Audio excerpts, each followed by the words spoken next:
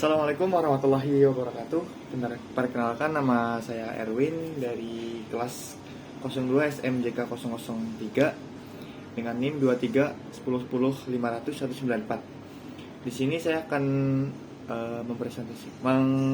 menyampaikan materi mengenai digital marketing ya, atau pemasaran digital.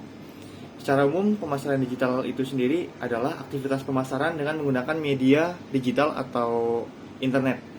Tujuan dari pemasaran ini adalah untuk mempercepat penyampaian kepada konsumen atau calon konsumen. Kemudian kita tahu bahwa teknologi zaman sekarang, internet sudah diterima secara luas oleh masyarakat, sehingga itu memudahkan bagi digital marketer untuk memasarkan produk mereka secara online melalui internet. Nah, kemudian yang kedua ada konten pemasaran atau konten marketing. Nah, konten marketing ini sendiri merupakan strategi marketing dalam membuat dan menyebarkan konten yang berharga, relevan, dan juga konsisten untuk menarik perhatian para audiens atau calon-calon konsumen. Namun, konten marketing bukan sekedar membuat konten untuk para audiens atau konsumen.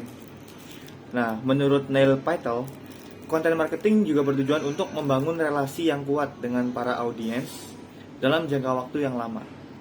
Maka itu, konten marketing bukan sekedar membuat konten untuk para audiens yang haus informasi. Kemudian, konten itu harus dibuat secara relevan agar tercipta perasaan butuh dari audiens yang akhirnya memiliki kedekatan dengan audiens dengan konten yang dibuat. Contoh yang paling sederhana dalam pembuatan konten video yang dibuat oleh Content Marketing Institute atau CMI tahun 2017. Mereka menjadi salah satu sumber terbesar di YouTube karena menyajikan konten berupa video statistik. Bahkan saat ini mereka memperluas strategi mereka lewat podcast, tujuannya agar muncul relasi dengan audiens dalam segala media. Dari contoh ini, kita bisa melihat bahwa CMI telah membuat konten yang konsisten dengan para audiens serta selalu relevan dan tidak keluar jalur selama beberapa tahun. Nah, adapun bentuk-bentuk konten marketing itu ada 4 ya, ada 4 nih. Yang pertama, infografik. Apa sih infografik? Banyak orang haus akan informasi, tapi kadang membaca data yang disajikan dalam penelitian atau tulisan panjang. Tren infografik yang saat ini sering digunakan oleh media menjadi salah satu solusinya. Infografik bisa menyajikan data yang rumit dalam bentuk yang mudah dipahami. Ya, salah satu kelebihan infografik adalah memadukan gambar dan tulisan, tapi informasi yang disampaikan tetap to the point gitu. Kemudian yang kedua ada website atau blog. Jika kita belum punya wadah untuk menciptakan sebuah konten, website atau blog mungkin kita bisa manfaatkan. Dalam website dan blog, kita bisa membuat artikel yang sesuai dengan target audiens. Selain membuat artikel yang sesuai, kita juga harus memperhatikan SEO.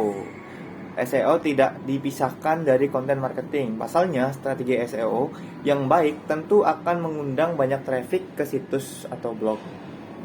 Pastikan juga situs atau blog enak dilihat dari smartphone. Ini karena mayoritas pengguna internet di Indonesia mengakses konten melalui smartphone gitu. Kemudian yang ketiga ada podcast. Nah, podcast ini lagi banyak banget. Tren yang muncul memang harus dimanfaatkan sebaik-baiknya. Contohnya podcast yang saat ini sedang hype di Indonesia. Beberapa pencipta konten atau brand juga memanfaatkan kesempatan ini untuk menciptakan awareness. Topiknya pun juga disesuaikan dengan target audiens yang ingin disasar. Podcast merupakan salah satu wadah cerdas pengganti radio. Audiens bisa menikmati konten kita di mana saja dan kapan saja sambil mengerjakan hal-hal lainnya. Jangan lupa, konten podcast harus selalu relevan dengan audiens, tetap setia dengan produk kita. Kemudian ada video. Video masih menjadi wadah yang efektif dalam konten marketing, terutama lewat YouTube. Kenapa ya? Ya, itu karena kemudahan akses. YouTube masih diminati oleh masyarakat di Indonesia. Di samping itu, konten dalam bentuk video akan lebih mudah dipahami dan dinikmati. Buatlah video bermanfaat bagi para audiens.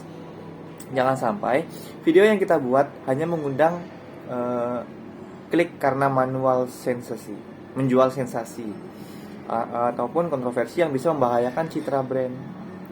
Kemudian ada tambahan satu lagi, itu buku ya. Jika kita menyasar target audiens yang lebih serius, kita bisa memanfaatkannya dengan mencurahkan ide atau informasi ke dalam sebuah buku. Masih tergolong relevan di zaman sekarang yang masih banyak menggunakan handphone, komputer, laptop, gawai dan lainnya. Tapi buku nggak bisa dilupakan. Kenapa? Karena masih banyak banget orang-orang yang baca buku. Ya, konten marketer menerbitkan sebuah buku yang bukan sekedar bentuk-bentuk konten marketing. Tuh ya. Jadi masih bingung harus buat konten dalam bentuk apa. Mungkin 5 contoh konten di bawah ini bisa menginspirasi kamu lebih jauh. Contoh yang pertama, Facebook. Banyak banget dulu tahun 2018-an Facebook adalah alat, selain dia sosial media, dia juga menjadi media itu sebagai konten marketing gitu. Jadi kita sampai sekarang pun masih ada kayak seperti marketplace atau grup-grup jual Facebook di Facebook, itu banyak banget gitu. Kemudian menggunakan banner nih atau baliho yang biasanya kita lihat di pinggir-pinggir jalan, itu juga salah satu media marketing. Soalnya itu secara langsung dia dibaca oleh si konsumen. Nah, dan dia cepat banget tuh dalam menggapai banyak banget konsumen gitu. Kemudian media iklan itu juga menjadi salah satu contoh.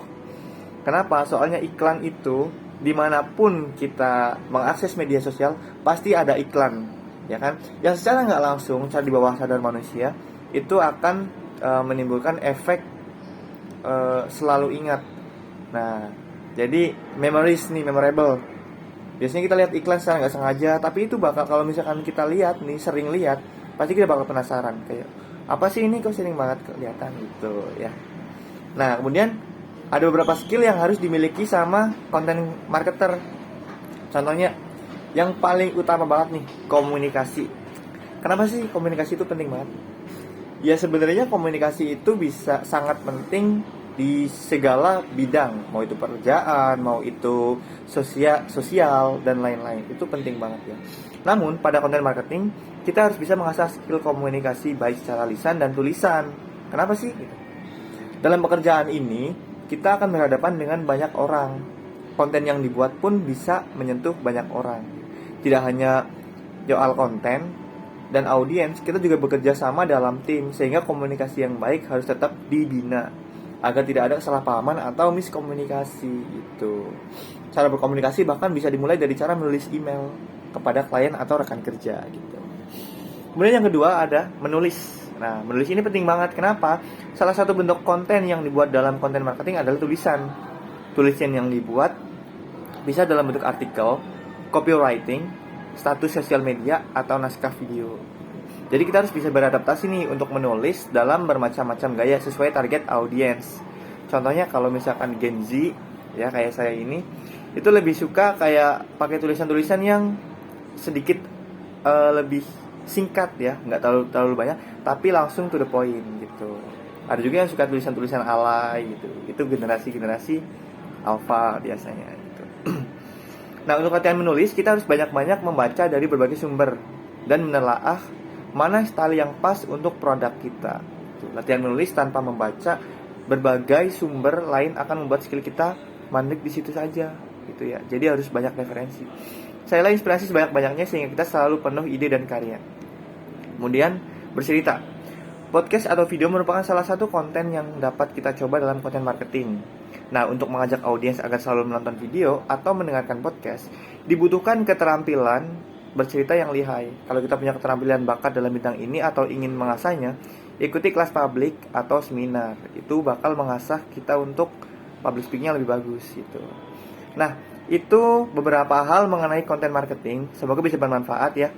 Bisa dijalankan, bisa diaplikasiin kalau misalnya kalian pengen jadi content creator gitu. Sama satu lagi nih, kalau kalian pengen jadi content marketing yang baik gitu kan, jangan lupa untuk memilih tempat belajar yang baik gitu. Contohnya di Universitas Pamulang. Nah, kenapa sih di Universitas Pamulang? Pertama, dia punya banyak banget jurusan yang bisa kamu gunain atau kamu jadiin salah satu langkah buat kamu menjadi konten kreator gitu kan, konten marketer gitu. Karena di situ ada jurusan manajemen pemasaran dan lain-lain gitu. Kemudian yang kedua, hybrid class. Ini yang aku suka banget dari Universitas Pamulang ya. Soalnya emang dia itu menyediakan kelas untuk karyawan gitu. Jadi kalau kalian bingung mau kuliah di mana karena kalian sibuk kerja, Universitas Pamulang aja. Oke, thank you. Assalamualaikum warahmatullahi wabarakatuh.